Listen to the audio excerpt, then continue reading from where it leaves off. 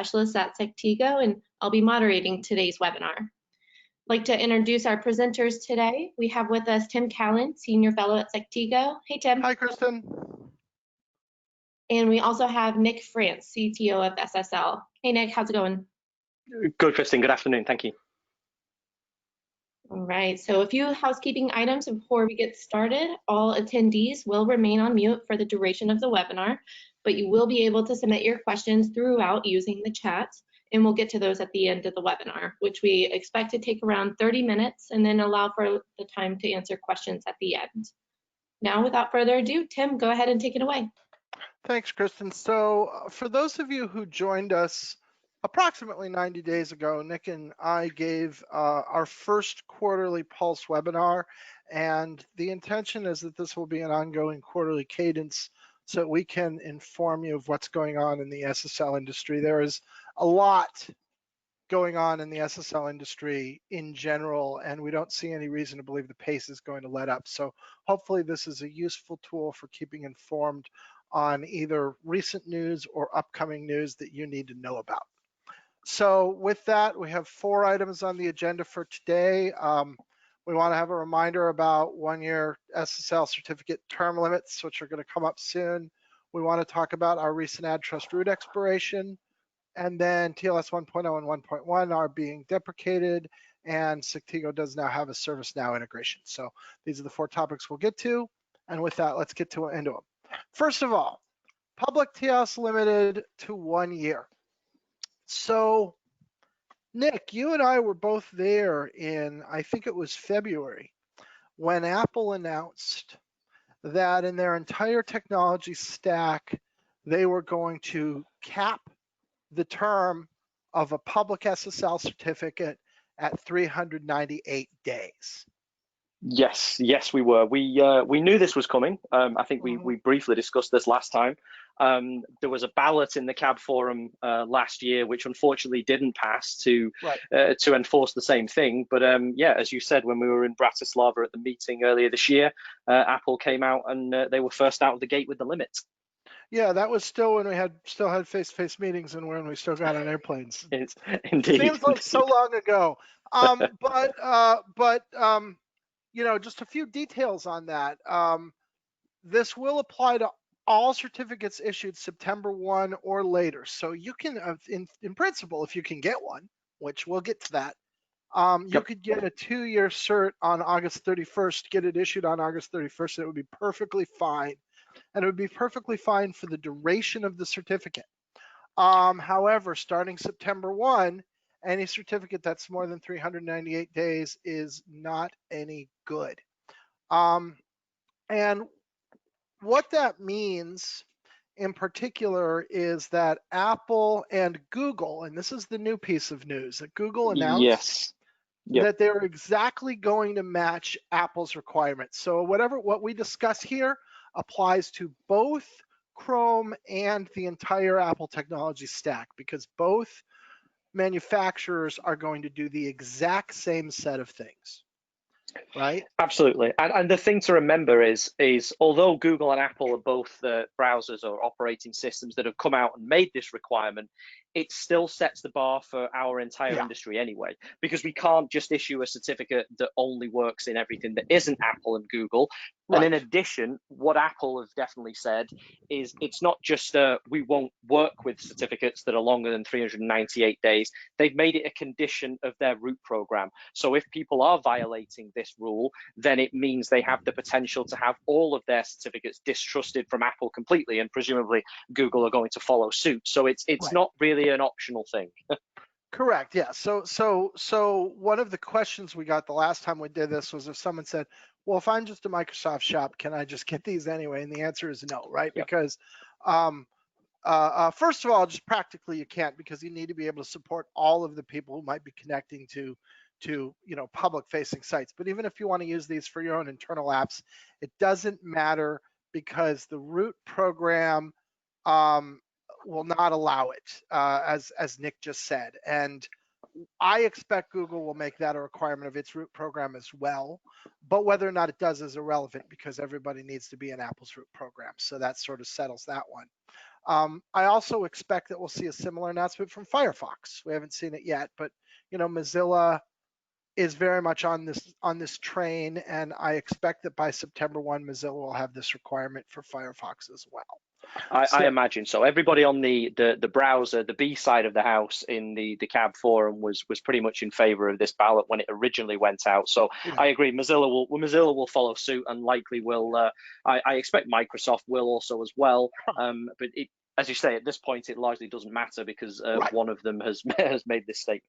Right. So what does this mean for CAs? Well, first of all, for us.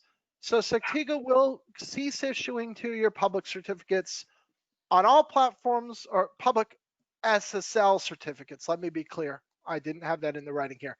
Sectigo will cease issuing 2-year public TLS certificates on all the ways you can get a certificate from us. So if you have Sectigo Certificate Manager, or if you're using an API, or if you're buying on our retail, or if you're using any of our brands, all of those will be limited to 1-year certificates, to 13-month certificates.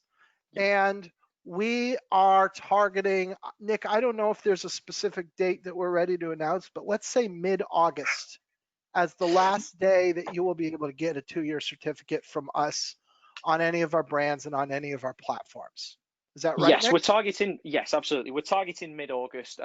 We want to just have a little bit of leeway in advance of the deadline. What we don't want, and I don't think what anybody wants, is us, stopping at midnight just before September the 1st, and Right. people realize too late, because as much as we're doing this kind of communication and people are aware of the situation, there's always going to be some people that maybe miss that deadline. So we'd rather have ours a couple of weeks in advance. Absolutely. If somebody rolled in at 10 p.m. on the 31st and we'd never heard of you before, and you ordered an extended validation certificate, that would be problematic, right? So we need to make sure that that's not a problem. The good news is that there is a substitute that's really better anyway, which is subscription SSL. So we've been offering subscription SSL since early this year. And how subscription SSL works is you pick the time period where you want to be covered for this certificate. And it can run from 2 years to 5 years is what we're offering right now. And then you subscribe for that period of time. And then everything else just goes into our automated process. So when you need to be revalidated, you get revalidated. When you need a new certificate issued, that certificate gets issued and sent to you. And all of that, the burden of remembering that gets taken away. And that gets handled by us with our subscription service, which really serves the same benefit as a multi-year certificate anyway, but it does it in a way that meets the crypto agility and security requirements that the browsers have, which is why the duration of SSL certificates have been limited to 1 year. Absolutely, and I think it's just the point that people need to remember is, although this is a product that is available for 2 to 5 years, as you said, the underlying certificate will never be longer than the current guidelines that are out there. I mean, we've made this transition before. I think we remember it wasn't that long ago. We went from 3 years down to 2 years. We're now 2 years down to 1 year. So there's certainly a chance that in the next couple of years, that 1 year limit may be dropped even further. I mean, there's certainly been proponents of that within certain parts of our industry, particularly Google, I think. And the same model that we have here will still apply and still be able to work. So we can still provide you with a 5-year certificate, even if the term goes shorter than 1 year for the certificate itself. We can provide you with a 5-year subscription. Absolutely. Yes. Let me clarify. Subscription, a 5-year subscription. Yes, and by the way, there's no technical limit for 5 years. It just seems to be the practical event horizon that businesses have in the real world. If it turned out that there was a reason for longer subscriptions, we could offer them. We just don't see a lot of market demand for more than that. That's why that limit is there. Absolutely. So, but yeah, you're right. And let me just jump on that point then, Nick. It's not here on the slides, but it is possible that sometime in the not too distant future, we're looking at sub 1 year limitations on public TLS certificates, because this is something that a lot of people in the browser community want. And therefore, this is a really good time, if you're not already automating your SSL certificate deployment and management renewal, this is a really good time to be thinking about doing that.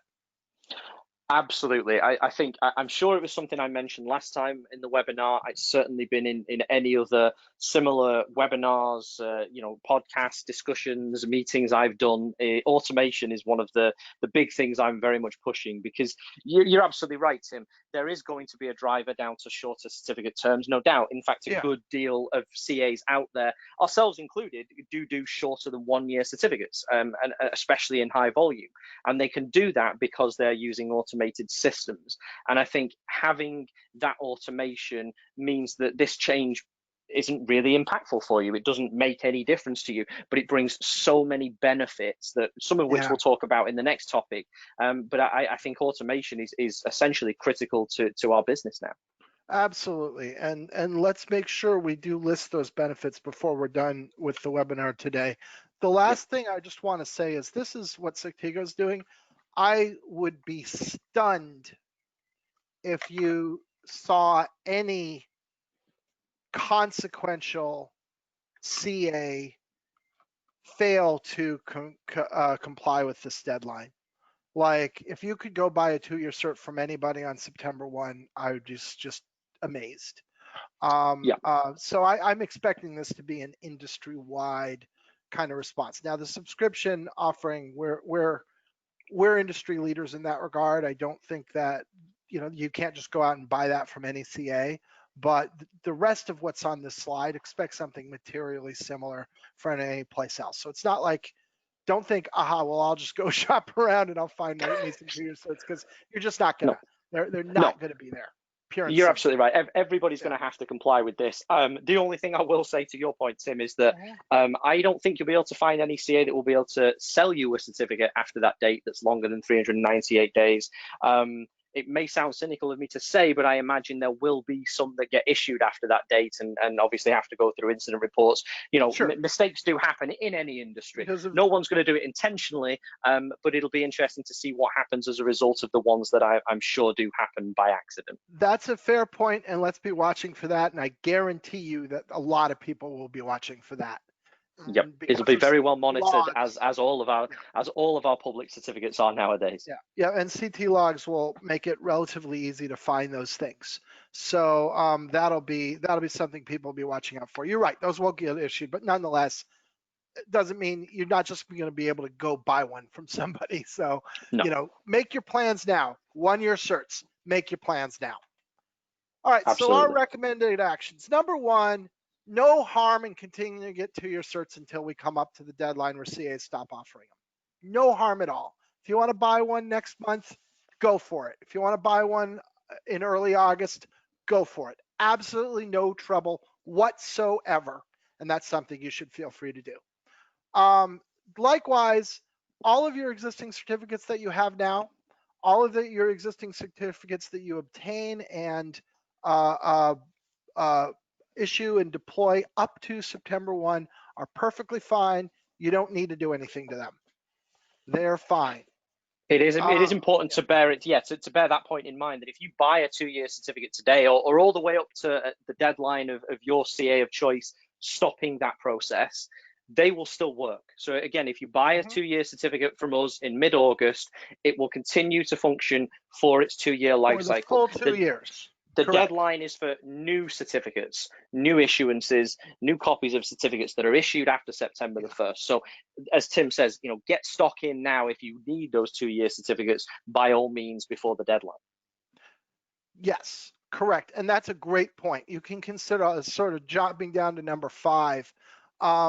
If you want to, it's a good time to issue those 2-year certs, right? You got a couple months to get those 2-year certs onto your servers, and that's more time until you need to worry about them. So consider a top-off strategy where you go ahead and you get those 2-year certs in place now so that you have them, and it's more time until you have to think about how you're going to deal with automation or otherwise deal with the increased cadence of 1-year certs. The next thing is, let me just reiterate, because I've talked to people who didn't quite get the point on this one, or didn't get the memo on this one. We are talking about public TLS certificates. If you're issuing private root certificates, this is not a limit that applies to you.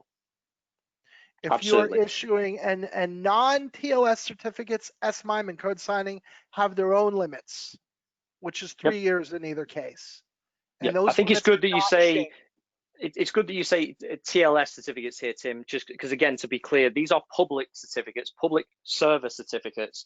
That doesn't necessarily mean they are just for websites, to be clear. So yes, Yes. any website certificate is absolutely affected, but particularly in the case of Apple, as Tim, as you said right at the start, this is for their entire operating system. It isn't just for their web browser.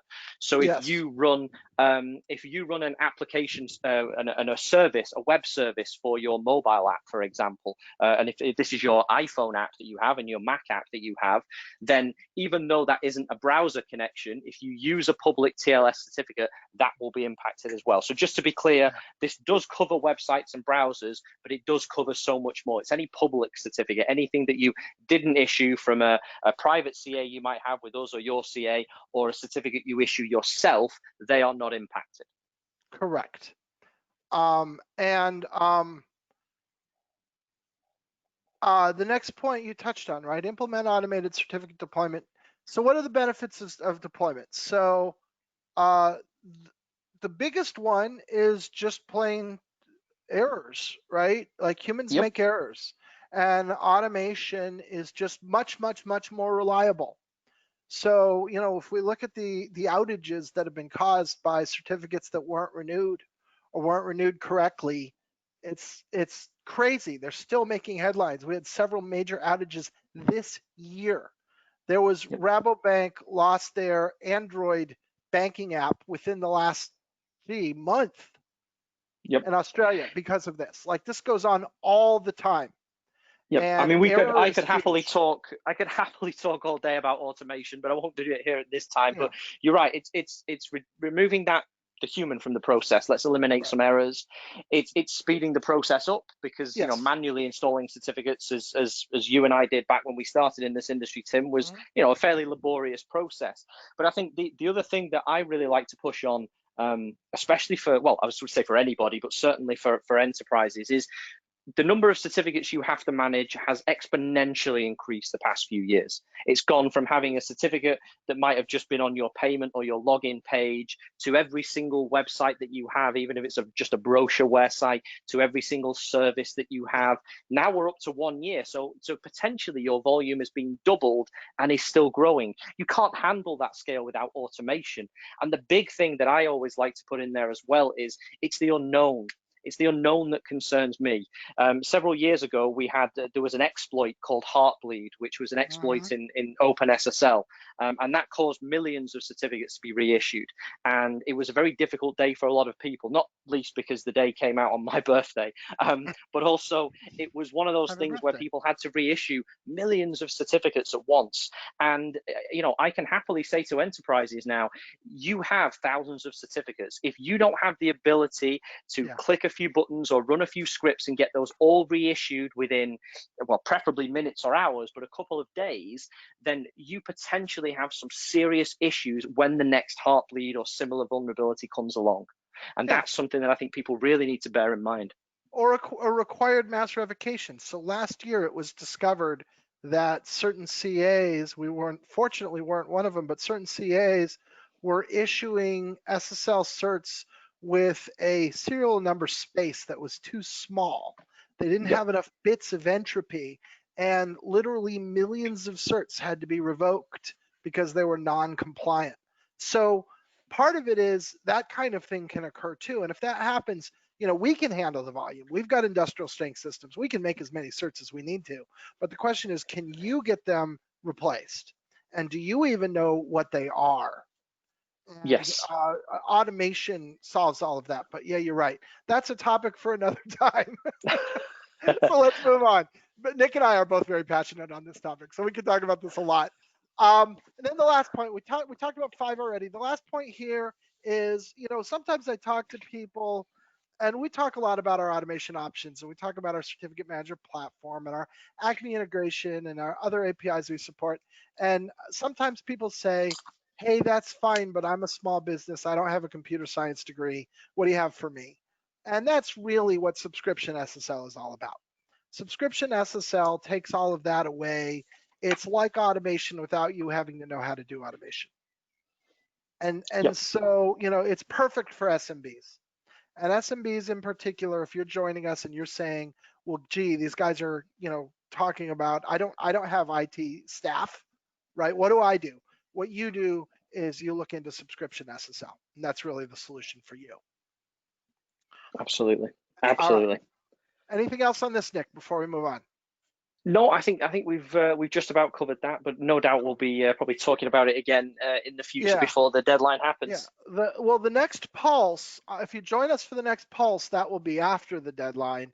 So it'll be interesting. We'll talk about what happened. So join us for that. But this is, at least in Pulse, we'll be reaching out to our customers in other ways, but at least in Pulse, this is the last time you're going to hear about this until it goes on. So make sure you do those. So let's talk about the Sectigo AddTrust root expiration. So Sectigo was providing, until May 30th, 2020, was providing a legacy root called AddTrust. And maybe, Nick, just take a couple sentences and explain what a legacy root is and why we do it. Sure. Yeah, this is a fairly complicated topic, I will say, but to kind of distill it down as best as I can, we have a number of different roots. We have some more modern roots and we have our older legacy roots, and they vary only by how long they've been placed into the browsers and the operating systems. And we used a standard technique that all CAs use called a cross certificate, which basically combines those two old and the modern roots and allows us to provide certificates that are as widely compatible as possible. So we want to be able to issue you a certificate that'll work on a brand new Dell laptop with Windows 10 that you pick up at Best Buy tomorrow, also with an Android handset that might be 10 years old from Verizon. We want to be able to cover all of those, and so we did it by utilizing both our old legacy AddTrust roots and our more modern roots that don't actually expire for another 18 years. Right. And so, but roots do expire. All roots expire. They must. That's part of how the PKI infrastructure works and is designed. It's actually part of what makes it strong, is that all certificates expire. And so this root that was created in the year 2000, when somebody probably thought, oh, well, I can't even imagine 2020. But 2020 came around and the root did expire. So leading up to the expiration, we tried to message this. If you joined us in the last episode of Pulse, we talked about this in great depth. We also sent out notifications. We published documentation. We did a bunch of stuff. It was all over our website, all kinds of things, including providing a new cross signing root. So the day came and we were all watching with great curiosity to see what was going to happen. And what happened was that there definitely were some failures, and there were some rather high visibility failures. For instance, Stripe had issues, and old Roku devices had issues. And so by virtue of these failures and by virtue of the fact that some of them were things that other people depended on, like Stripe and Spreedly, like payment services, it wound up touching a lot of people in one way or another. So what happened? So I think, so when you explain roots, Nick, right, part of the point is that there are sometimes these old systems, these very, very old systems that might have had the AddTrust root that didn't have our modern user trust or Komodo root or even our other legacy AAA root. And those I think systems are just going to stop working, period. They are, yeah. I mean, the problem broke down into two areas, really. One is exactly as you just mentioned, simply that there are platforms and devices out there that are too old. They don't have, even as you said, our replacement legacy root, the AAA services, is not going to be in there either. And these did tend to be, kind of older embedded devices, kind of smart TVs, let's say, things that aren't always easy to update. I mean, the very first mobile phone I ever had never had the concept of a software update, whereas the iPhone I have now bugs me about one every couple of weeks. So there was that area of older devices. That was definitely a problem. The other issue here, as you said, is the unknown dependencies in software.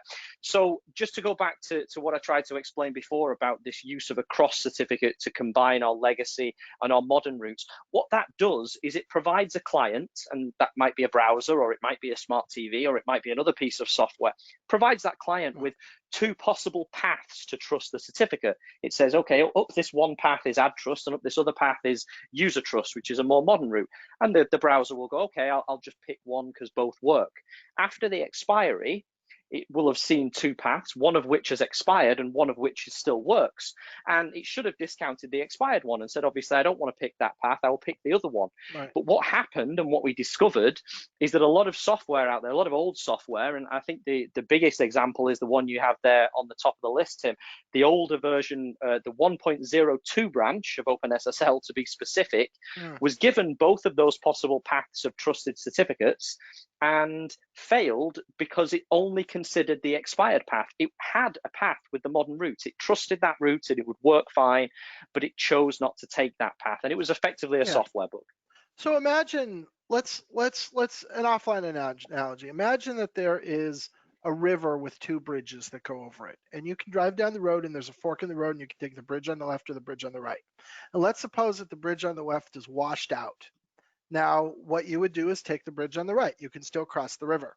But there was a bunch of software that essentially insisted on the bridge on the left. And if the bridge on the left wasn't available, it was just going to sit there and fail. And that's what happened. I'm going to write that analogy down, Tim. Thank you very much. I've not used that one before, and that sounds absolutely perfect to me. I just thought of it. I'm famous for my analogies.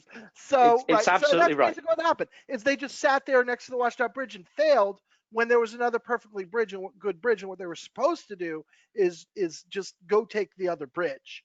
And it just was not correct behavior, pure and simple. But of course, the trouble is people had built on these platforms and nobody was expecting these platforms to do this. These were unknown bugs. And so they were discovered the hard way on May 30, which just had insult to injury, was a weekend day when all of this went down. So that's the big thing. And then of course there was a cascading failure problem, right? If I'm depending on Stripe for something else I'm doing because I'm taking a payment and Stripe stops working, then I can't take a payment and I stop working too. So that was part of it as well. So all of these things together are what went on Saturday the 30th and Sunday the 31st. Absolutely. And I think more to the point of the particular pieces of software, you have to understand, I suppose, and we knew it, but it may not be apparent to everybody outside, is great, huge infrastructures exist within enterprises that are completely disconnected to the internet, to the outside world. Obviously, I mean, that's how businesses operate. But of course, with them not being connected to the internet, that tends to mean these things perhaps don't get updates as very frequently. They tend to be running older software because they're not accessible from outside. And also a lot of that infrastructure is simply unknown to people beyond the creators of that kind of infrastructure. So there's a great many spaces where it's very difficult to determine how these things will impact. I mean, we happily said and we happily saw that pretty much every modern browser had no issue, and any Apple device and any Microsoft device, they all continue because they did this check correctly. But what it's very difficult to see inside until after the fact is, there's a hotel management software that only ever works within a particular hotel, does a particular thing, and you can't get outside accessibility and visibility into how that will react in these cases. And this goes back to our earlier point about crypto agility, right? So that identifies a greater fragility here. So, PKI is foundational to all of the digital processes and systems that we have today globally. There is not a computerized organization that is not using it as a basic thing. And as such, you can't just have a quick one-day side project to ensure that something fundamental like a major root expiration is accounted for. This really needs to be built into your expertise and what you pay attention to. So, if we get to the lessons learned, right, how to avoid these problems in the future. First of all, certificate roots and keys are essential components They are not an afterthought. They're not bolted on. They are not nothing that nobody needs to think about. They are not something that just quote unquote just solves itself or just works. And maybe the robustness of the public PKI systems running as well as they have, as broadly as they have for as long as they have left people a little bit blasé, but stop being blasé, right? This is something you depend on, and if it doesn't work, everything you have can stop working. Yeah, I definitely think what you said about afterthought, Tim, the word there is something that unfortunately seems to be something I've seen apparent in a lot of enterprises and businesses I've spoken to, because it tends to be, it's a very, let's be honest, it's a very unsexy topic. It's very much something like DNS. It's just one of those things that exists. People do take it. I take it for granted. I'm sure you do. We just take for granted that it works until it doesn't, and then it's there needs to be people who are able to fix these things, have the knowledge to be able to fix these things. And with it being the fairly complicated topic, I think we all know it is. There isn't a complete wealth of experts everywhere, and there isn't always people that are even assigned with the responsibility for managing certificates and keys and PKI. And what we're really saying is that there absolutely should be in every organization, someone who has a check on their list of things to do is to manage and maintain and keep updated all of your certificate and PKI infrastructure. Yeah, and if you don't do that, you're vulnerable. You're vulnerable to things like, what happened to some companies on May 30, right? And Absolutely. By the way, if you say, well, gee, Tim, I have limited resources and I don't know if I can spend them that way, guess what? Automation's your friend, right? Get automation in place and your resources work harder for you. So the next thing that kind of comes out of that is know about all of your certificates and keys and CAs. So know what they are. I said where, what, and when. So where they are, what systems and what servers have them, what they are, what are your key lengths, what are your algorithms, and when do they expire. And that's something you should be aware of for all your PKI assets. Absolutely. And as much as, I've been involved in calls where we want to talk to people and say, how are you managing your certificates? And they say, oh, in an Excel spreadsheet. I mean, and we we back in horror and suggest a wonderful managed solution. That is great. And that's obviously what we'd like everybody to have. But I would say that an Excel spreadsheet, a list of certificates, a calendar reminder of expiry dates, that's so much better than not having any control or any understanding of your estate. So, absolutely. And there are tools out there. Sometimes it may require some fairly extensive work to find out where some of these certificates are. But once you know, and once you have that written down, you can then use other systems and other tools to, as we say, automate that and not have to repeat that every year. But it is definitely, you have to have a handle on your certificate portfolio, no question. Yeah, you also have to have a crypto agile stance. So one of the things that we've seen is that the rate of change in the world of PKI continues to increase. So if you think about the fact we're still using RSA was invented in the 1970s, like that is not going to happen anymore, right? ECC came about in the 2000s and it's going to be obsoleted in the next couple of years. And things are just, and the pace is just going to continue to increase. We have to be crypto agile. We're moving into a world where you have to be able to update your PKI, update your certificates and your keys as needed. Yep, it's another one of those topics It's another one of those topics for another time, and I know you've covered it repeatedly with one of our colleagues on your podcast a number of times.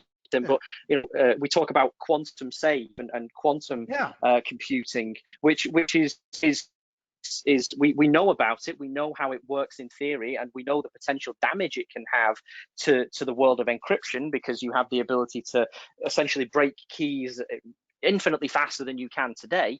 But it's one of those things that we don't know when that kind of problem is going to hit. We don't know if someone research is going to come out tomorrow and break it, or if it's going to be another 10 years. There's just no way to really know accurately when that's going to happen. And if you're not agile to be able to adapt, when we have to turn around as a CA because Microsoft and Google and Apple say you can no longer use RSA, we may not have weeks or months to tell you as our customers to change. We may not be able to say, okay, we're phasing RSA out and you have 12 months to do so.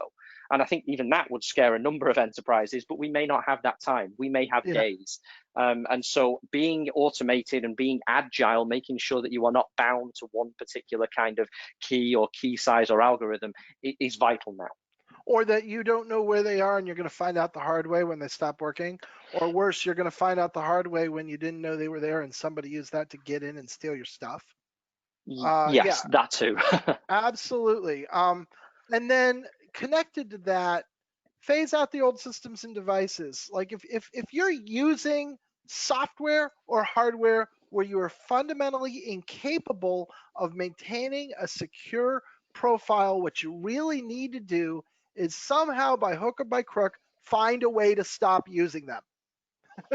Right? Yeah, So I guarantee you, any system that couldn't handle the AddTrust expiration has a whole lot of other problems with it too. You're absolutely right. And to be quite honest, I do see some difficulty in this topic in some aspects because, it's not great to say, oh, well, we have a device here that still works in some capacity, but we want to get rid of it. We want to make it obsolete. We want to throw it in the trash.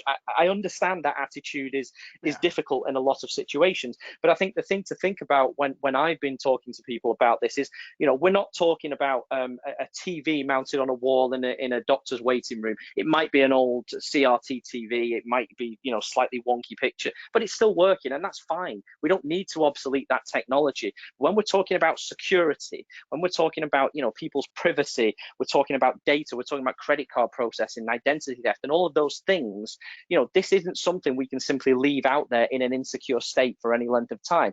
There has to be a point at which we say, you know what, these devices, this platform, this software, it has to be retired. It can no longer be considered secure in today's world for the thing it is doing, and we must replace it with something better, faster, stronger, and make a plan to do that many times over in the future.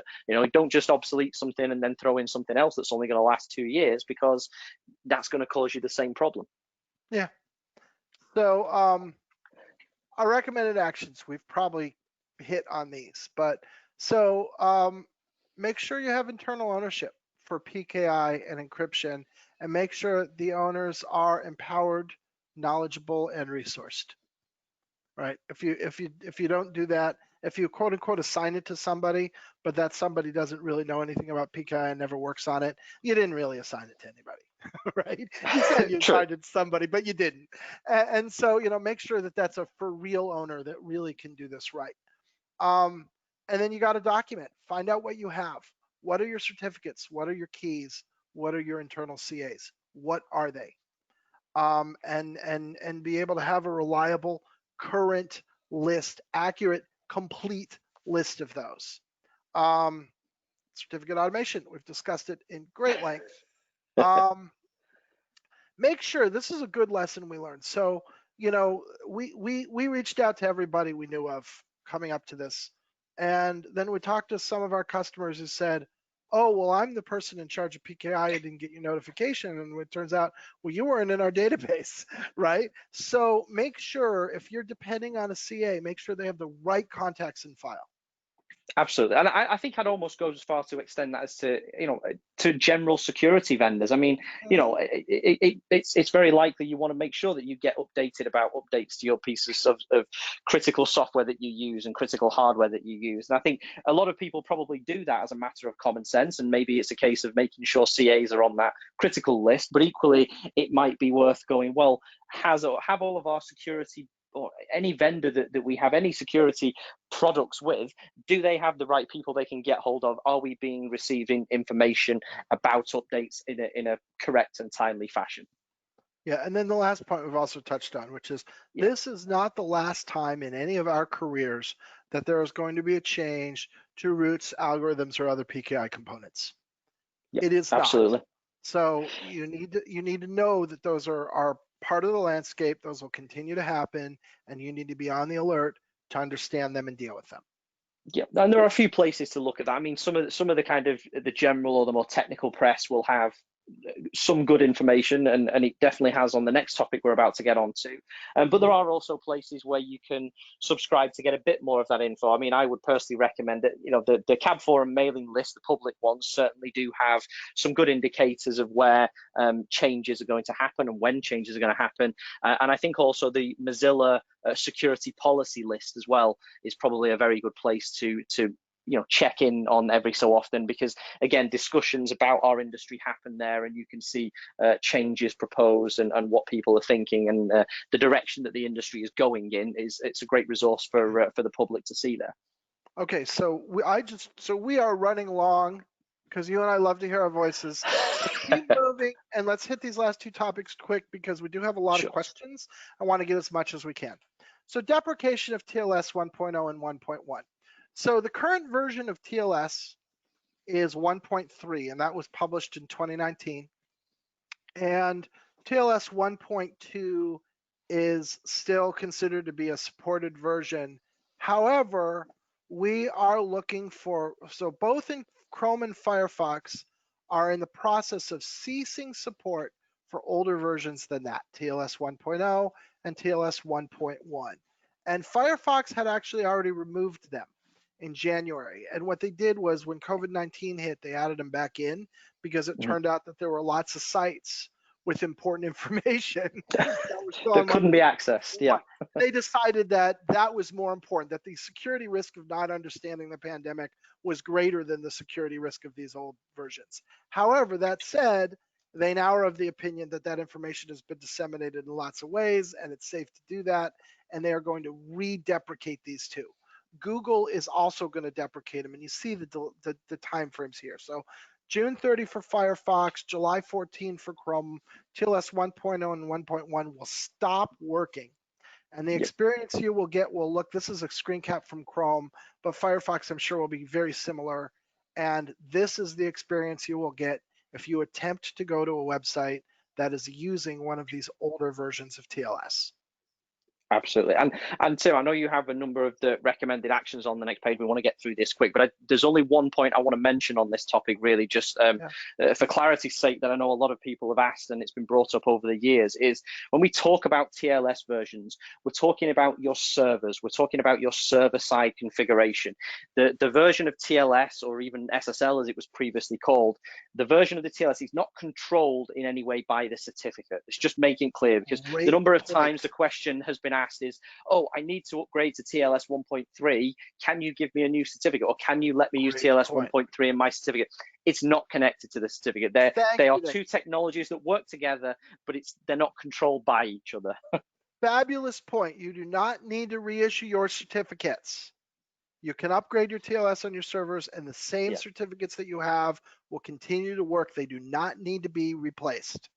This is a server configuration. This is your web host. This is your CDN, and a lot of them have, if it's the kind of public CDN services, if it's the big guys, if it's Akamai, if it's Cloudflare, whatever, they're already going to support all this for you, and your web hosts and things will. But if you run your own server infrastructure and you have your own services, then this is something you need to check on your server side configurations.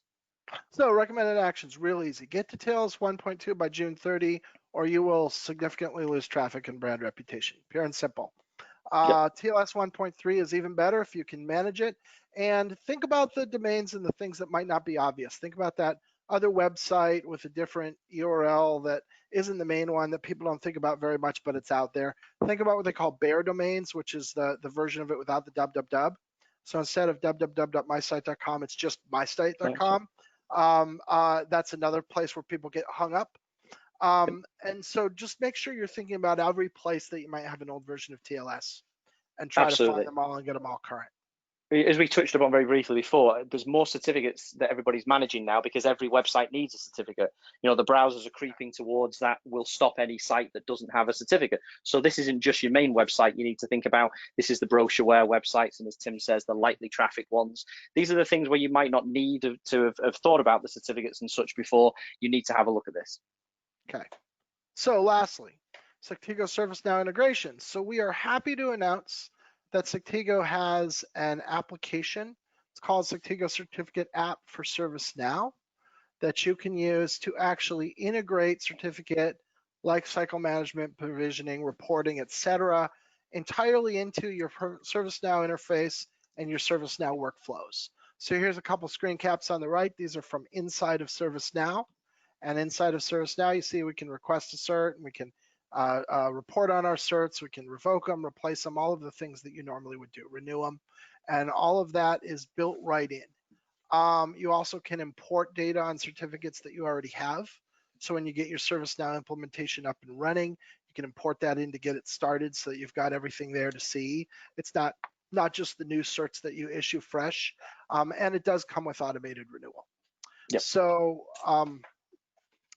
that's it. So if you're a ServiceNow user, if you're not, you don't care.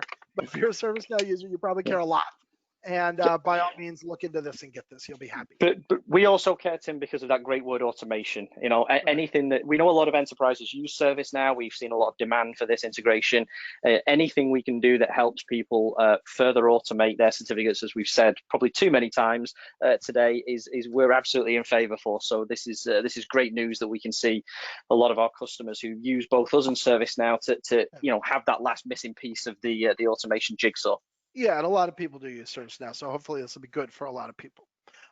So if you did like this conversation, I do co-host a podcast with another colleagues of ours, Jason Sirocco. Nick is a guest on occasion. We do have the good fortune to have him once in a while, and we go deep into all kinds of aspects of PKI and digital certificates. So if this is interesting to you, Root Causes, the PKI and Security podcast, if you just if you search on Root Causes PKI, you'll find it. And wherever you listen to podcasts, just go listen to us there. We'd love to have you. And with that, let's get to the questions. Kristen, what do we have in terms of questions? We have a lot of questions, and I just want to let everyone know, unfortunately, we will not have enough time to answer all of your questions, but we'll definitely reach out and connect with you offline to get everything answered. And just to answer a few questions first, we will be sharing the slide deck as well as the recording of this webinar via email tomorrow, so be on the lookout for that. So first question, Tim and Nick, with subscription, CSR generated automatically, insert generated automatically? So yeah, I think what that's referring to is when you request a certificate the first time, you obviously have to provide us with a CSR, and we issue the certificate from that. I think the question is, if I'm right, is can we reuse that CSR and can we generate another certificate from that CSR automatically? The answer is yes, we do have the ability to do that. Should our customers and should our partners want to? There are a couple of technical caveats in doing that surrounding the domain verification part, because we obviously need to repeat that process. But in general, yes, we can reuse the CSR. However, I would tend to recommend against reuse of CSRs. It all ties into the reasons certificates are being made shorter anyway, that a new CSR means a new key, and that means you are cycling through your keys and you're less likely to have vulnerabilities or leave them lying around and so on. So I would generally always recommend a new CSR, but we will be able to use the ones you previously submitted. Perfect, thank you. Let's see. And what happens with keys for the subscription period? What happens for keys? Well, again, it's similar to the last question, I suppose, in that the keys, you can use the same private key for that subscription period. You could generate a new CSR from the same key for your second year and your third and fourth and fifth years. And again, we don't stop that happening. We don't disallow the same key to be used, unless, of course, that key has been compromised and it's been reported to us, in which case we will won't accept the use of that key going forward. But again, I'd still recommend that although the same key can be used, it's always a best practice to generate new keys, purely from that crypto agility that Tim and I talked about. You want to make sure that these keys are the strongest possible key size you can manage to support and use, and that these aren't copied around onto various different machines with the potential for exposure. So again, it's a yes, we can use the same key, but we would generally recommend to use a new one. Awesome, thanks, Nick.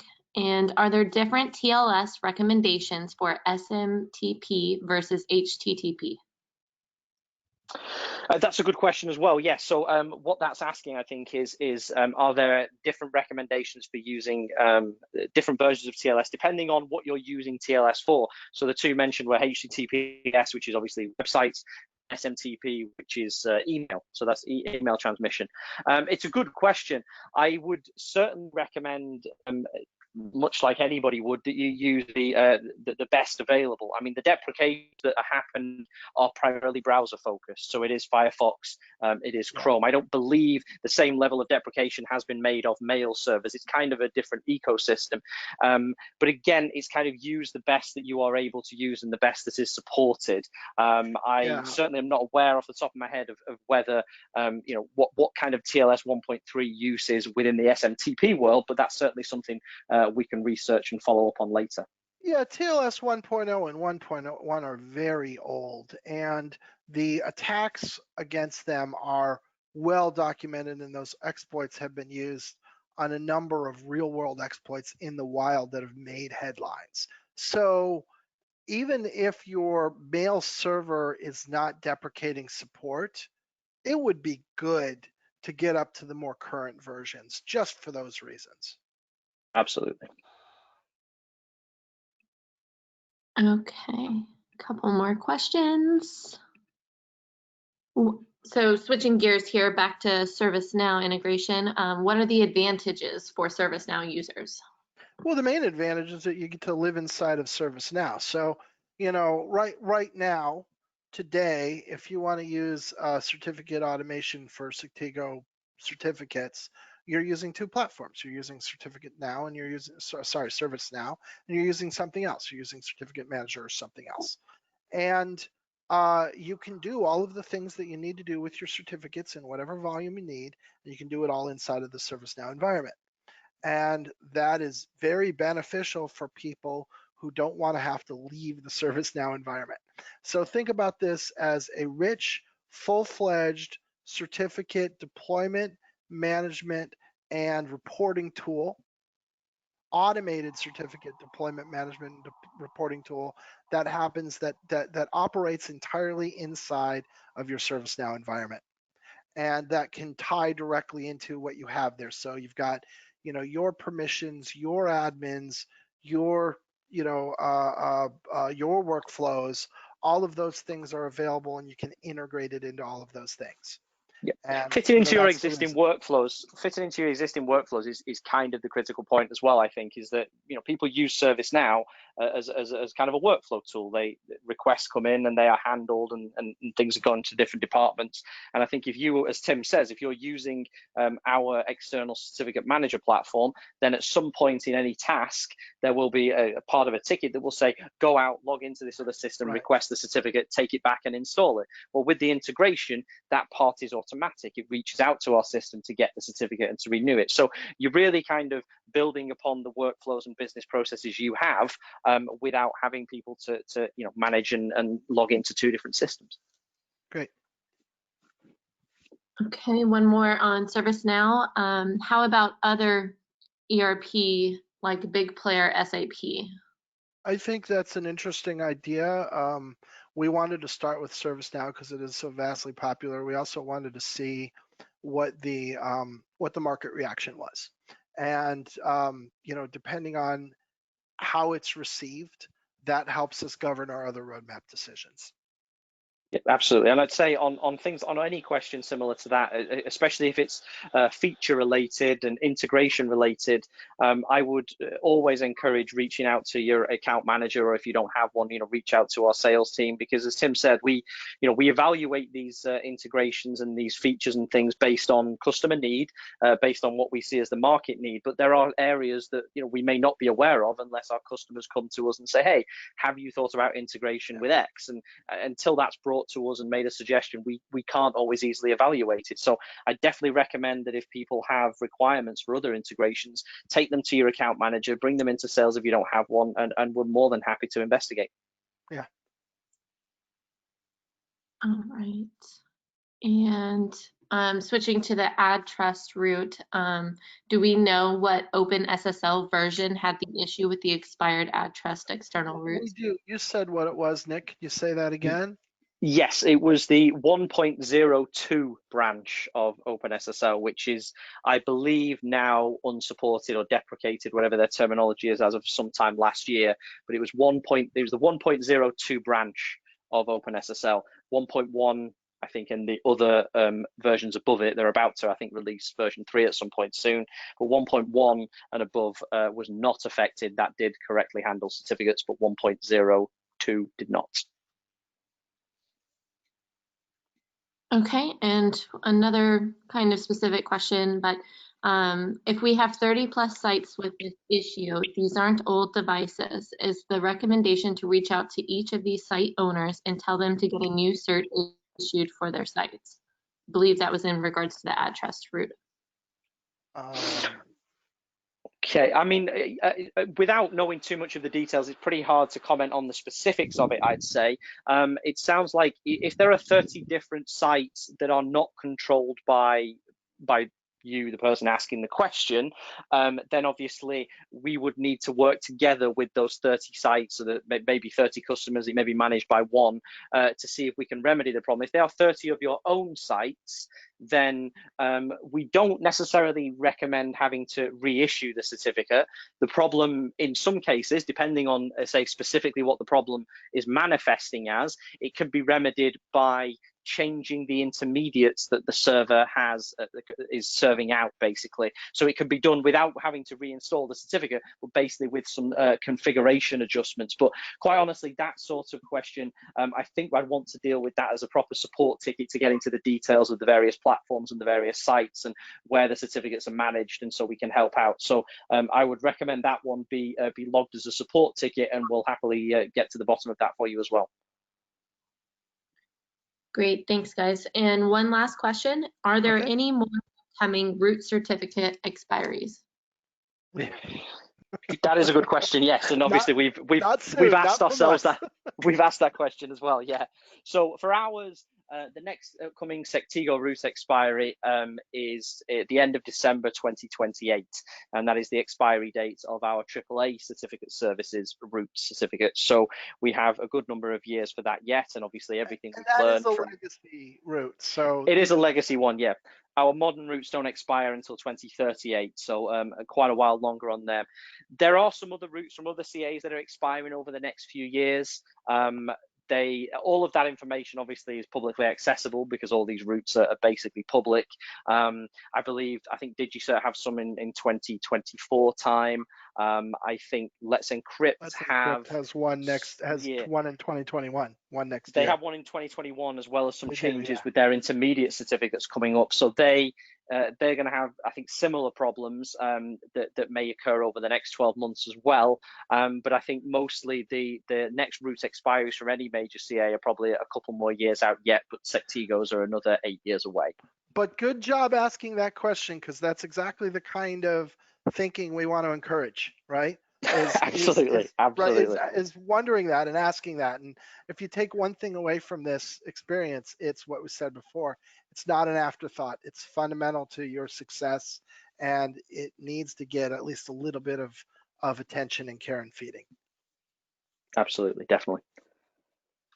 Okay. Great. Well, thanks so much, Tim. Thanks, Nick. Thank you all for joining us today. And again, be on the lookout for that email tomorrow. All right. Thanks, guys. Thanks for joining us. Thanks, everybody. Thank you. Bye-bye.